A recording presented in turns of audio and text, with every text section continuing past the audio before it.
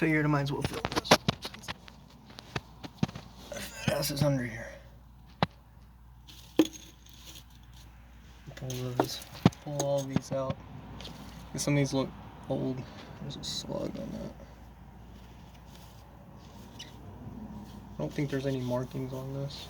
That looks pretty old there. I'm gonna pull it out anyways. Because why not? Not every day I do this. For good fucking reason. It's a little jar. If I see a snake or anything, at least it'll be documented. That's kind of neat. It says ball on it. I collect these old mason jars. But I mean, there's a little bit of everything in here, not just old shit. Like this is a spark plug wire. That's kind of old, but not old enough to be cool. And these aren't like fucking broken or anything, so.